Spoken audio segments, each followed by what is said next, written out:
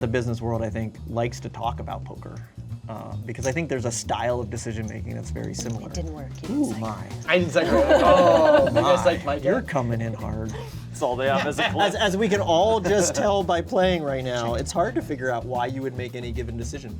Is because we don't know what cards the other players have. And if we knew what cards the other players would have, then I would not have bet on the last round and lost my 75 because I would have known that Bailey has three kings.